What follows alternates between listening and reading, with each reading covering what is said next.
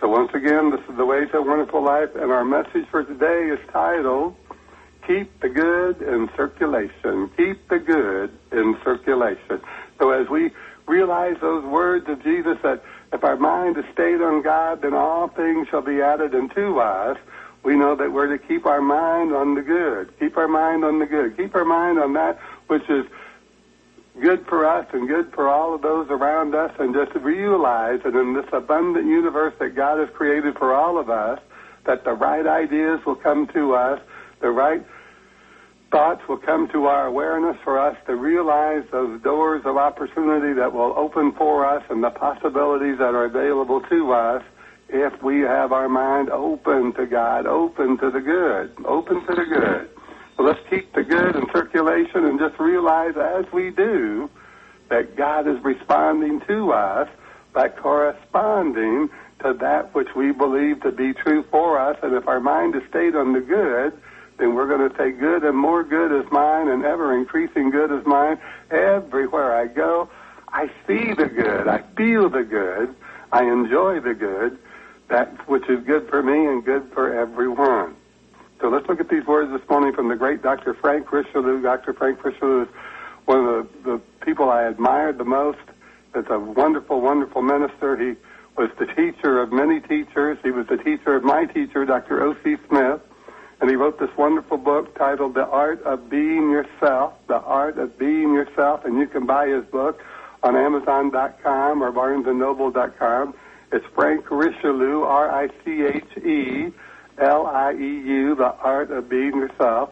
And he tells us you must be rich in consciousness first.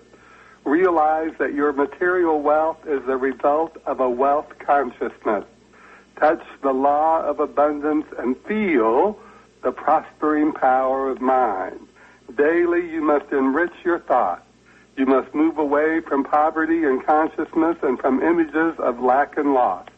The first thing to know about prosperity is that your good does not come from the outside, it comes from within.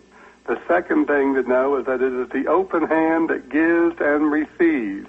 Anything you have that you do not use, you will eventually lose. Anything you have that you do not use, you will eventually lose. So say to yourself, I am prosperous. Let's say that together. I am prosperous. I am prosperous in mind. I am prosperous in heart.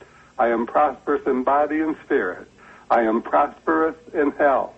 I am prosperous in ideas. I am prosperous in love. I am prosperous in friendships. I see and feel the prospering power of the infinite flowing through me. I receive my good and I share my good. I keep my good in circulation, and it is never ceasing. It is never ceasing. And Dr. Frank tells us, if you do this, the doors of life will open and your demand will be met. The law of increase will bring your good into your life. And so it is. We realize that that law of increase is part of that law of good, which is the law of God. We look out into our universe in which we live, we see a great abundance in all things. So many of us live with such a narrow view of life, a limited view of life. But we must open our mind to the possibilities, open our mind to the world of abundance in which we live, and realize there's enough for everyone, enough to share and to spare, and that no matter what it is that we have, no matter how much it is that we receive, no matter how much it is that comes to us, we can always give all that we can give out into the world back and realize that it comes back to us again. If our mind is stayed on the good, or if our mind is stayed on the truth that God has given us every opportunity to realize our good by thinking about the good. Let our thoughts become our faith, and let our faith demonstrate the good for us, and realize that there's enough good for everybody. So many times people get so caught up in their limitations, they're so shackled to their lack and poverty, or their financial restrictions, or their illnesses, or whatever it may be, or the drama that's going on in their lives with their family or their friends, that they forget that we live in an abundant universe, and there's always an infinite amount of things that can happen, that the infinite already knows what it is that we need before we even utter those words. Just as Jesus said, Father, I know that you heareth me always. And Jesus said, the Father is spirit, and we must worship him, give our attention to him in spirit and in truth. So we know that this spirit in which we live and move and have our being is always embracing us, always compelling us to think of that good, that more good, and be more in tune with the infinite law of good and all things that concern us. You know, recently I read an article in the New York Times, actually it was a few months back, stating that residential units or rentals in the $10,000 to $15,000 per month price range were being leased rapidly, and there was a shortage of these pricey rentals coming up. And now I'm reading that there's a shortage of luxury condos, that there's a building that was built for the condominiums are selling for $25 million, and 40% of the building has already been sold. So there's a lot of money, a lot of wealth, a lot of abundance in this universe, and it's only when we feel separate and apart from the good that we don't receive the good.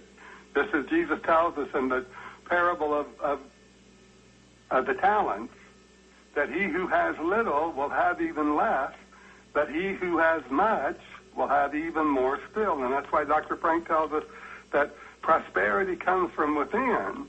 And if we think it comes from anywhere else, then we're fooling ourselves. We draw to us everything that comes into our life experience in one way, shape, or form. We may say, oh, well, I didn't believe I would ever be poor. I never believed that I would ever be unemployed.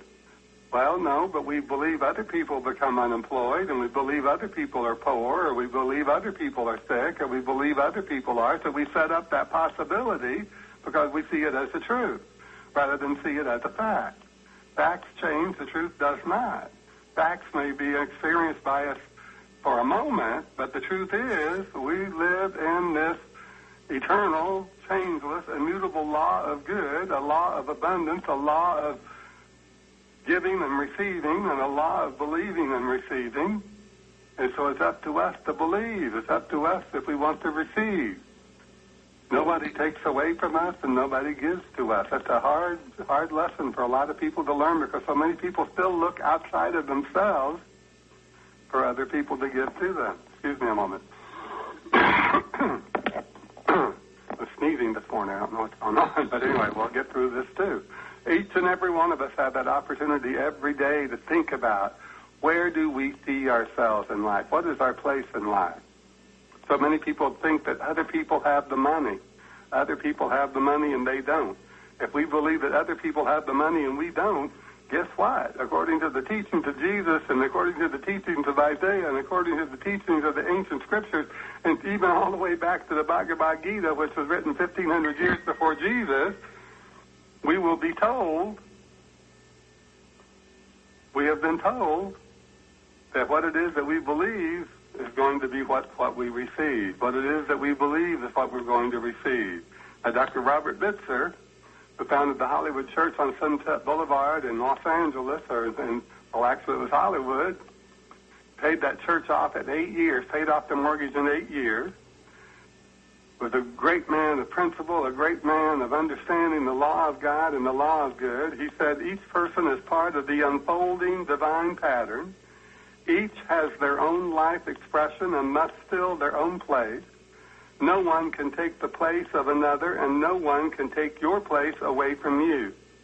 The recognition of this truth saves you untold worry and concern about the things that you do. It releases you from jealousy and envy.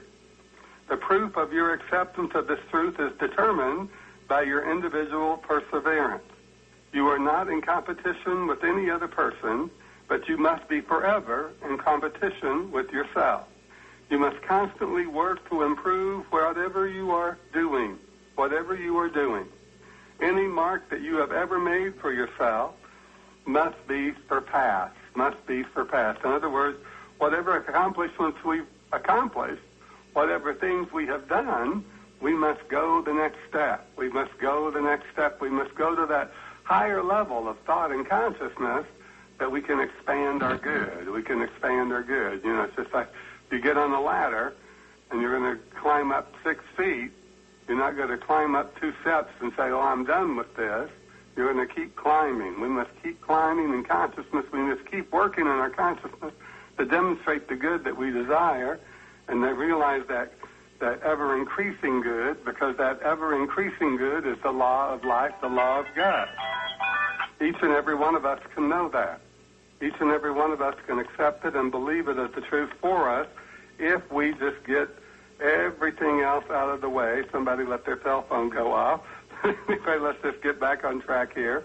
We must know and we must believe and we must accept that everything works to our good, and that no matter what it is that we're realizing for ourselves, if we allow ourselves to believe that somehow we're separate and apart from the good, then we're going to believe that we're separate and apart from God.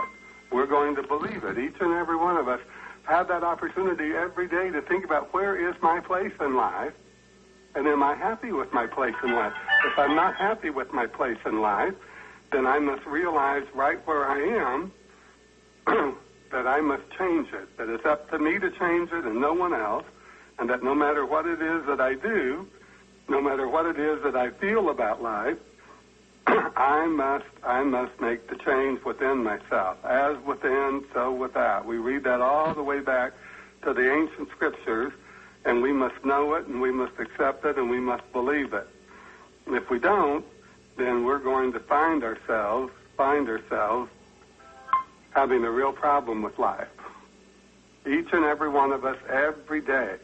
In Him we live and move and have our being, and this Him is intelligence, it's power, and it's spirit, and it's always responding to us, always responding to us. We must take it into our mind that whatever it is, it's within us. Whatever it is that we're to have, whatever it is that we're to do, whatever it is that we're to be, it's already available to us if we take it within our mind, our heart, and our soul as the truth for us. But we must do it. We must do it. And too often we look to someone or something outside of ourselves for our prosperity, and this becomes a stumbling block in our mind. I'm repeating this, I know, for financial increase, for prosperity, for anything good that we desire.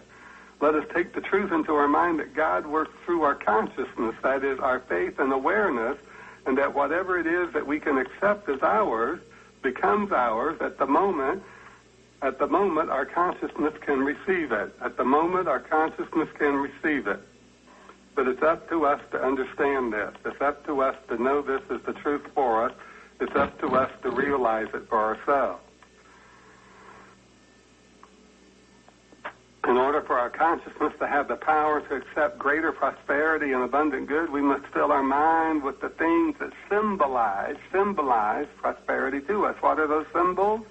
Just see it in your mind. You know, if you take a symbol of a Bentley car, let's say a chauffeur-driven Bentley car into your mind, it doesn't mean that you're necessarily going to get that, but you're seeing yourself realizing something better for yourself. And as you do, something better is going to show up. It may not be the Bentley car, limousine. It may not be a chauffeur opening the door for you to get into that limousine, but something better, something good is going to happen. Just take whatever it is that symbolizes prosperity and good into your mind. If you're dealing with a health issue, get into your mind and see yourself getting up and jumping around and dancing and feeling good and happy and, you know, running a marathon. Doesn't mean you're going to do it, but your mind is going to elevate whatever it is, wherever you're at, into something higher, into something greater, into something more wonderful than where we are. So each and every one of us must take it into our mind. What is it that we want? Do we want a corner office in the Trump Tower in New York City? Do we want to go to Harry Winston's and be able to spend millions of dollars on jewelry for our loved ones? Whatever it is that we want, we must align our mind with the good, align our mind with the infinite good. And when we align our mind with the infinite good, there must be good for others as well as ourselves, because a selfish desire, according to the master mind Emerson, is meanness and theft that supposes dualism and not unity in nature and consciousness. We're all in this life thing together, all in this life experience together. And so as we take it into our mind that whatever good we have, whatever good we receive, we're going to share it with all those around us, then that's exactly what we will do. That's exactly what we will do. There is no easy way in life, but there is a grace and an ease when we put our mind on God, we put our mind on the good, we get ourselves in tune with the infinite good, and we keep our mind stayed on God. We must keep our mind stayed on God. Let's go back to those words of the great Dr. Frank Richelieu from his book, The Art of Being Yourself. He writes, you must be rich in consciousness first. Get your mind filled with the good ideas, the good thoughts, the good images, the good everything. Realize that your wealth is a result of a wealth consciousness. Touch the law of abundance and you feel the prospering power of mind. Daily, you must enrich your thought. Daily, you must enrich your thought. You must move away from poverty and consciousness and from images of lack and loss. The first thing to know about prosperity is that your good does not come from the outside. Your good does not come from the outside. It comes from within. The second thing to know is that it is the open hand that gives and receives. Anything you have that you do not use, you will eventually lose. You will eventually lose. And that includes our faith. If we don't use our faith, we lose faith. If whatever it is, if we don't use the feelings of happiness and joy and love and beauty within us, then we lose contact with that spirit within us. We lose that expression of life and that has a joyous ring to it. Life should have a joyous ring to it. This thing called life is a gift. So many people run around thinking that life is a test. It's not a test.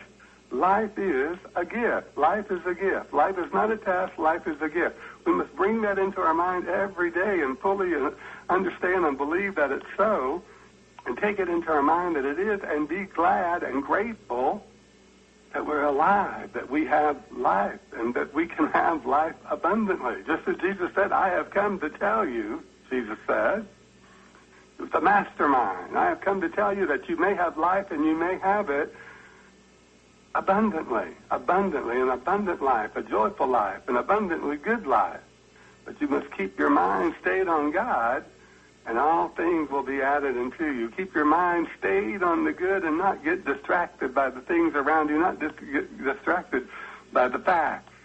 Facts change, the truth does not. The truth is that we are living in an abundant universe. The truth is that in Him, in the Spirit, in the intelligence, in the power, we live and move and have our being. But are we being in contact with that invisible intelligence and power and spirit that we call God? Are we being in contact with it? Or are we still looking out there for somebody, even God, to do the things for us? Nobody can think for us, so no one can do anything for us. Even those people that get on their hands and knees and raise their hands in the air and say, oh, Jesus, help me, Jesus this, Jesus that, or the people that face east and call out to Allah 5 times a day, no one can think for us, not even God, not even God. God has given us the volition, inherent volition, the ability to choose what we're going to think about. We get to choose our thoughts. We get to choose what we have faith in. We get to choose, and those choices become our faith and our belief, and those choices become our truth, and we're going to live to that truth every day, even if it is a false truth. We're going to live to it every day because we're going to experience it. And that's the truth for you and the truth for me and the truth for everyone, and there's no escaping it. We live in a spiritual universe. Even though we can see, hear, feel, taste, and touch things, it is spiritual. It is not material. We must be conscious of the words we use, the thoughts we think, what images move through our imagination, and how often we speak of the past rather than focus on the present. Remember, It's called the past because we are past it. We are past it. Think of the present moment. What it is that you want to realize for yourself. Start seeing in your mind right now, right where you are, the good life, the joyful life, the wonderful life. See yourself happy and healthy and prosperous. See yourself well-dressed. See yourself feeling good about yourself. See yourself enjoying your work, enjoying your friendships, enjoying your family relationships, enjoying life to a greater degree than you've ever realized that you could imagine yourself doing it before. Let your imagination be filled with the good. Let your thoughts be filled with the good. Let your heart be filled with the good. And just know that when you do, you're praying without ceasing, and every prayer brings us closer and closer in alignment with our good, with the good that God has prepared for us, for each and every one of us. It's available to us, but we must accept it in mind first. As within, so without. As within, so without. So let's just take a deeper look within our mind and realize that as we go into that feeling of knowing and trusting God in a greater way, as we believe, as we state almost every day in our opening affirmation, as we believe with a deep inward calm that our word of faith is responded to in the affirmative, we can know and we can accept and we can believe that it is, that God is, good is, and so it is. Amen. Once again, I want to thank you for being with me today. It's been my great pleasure to have you.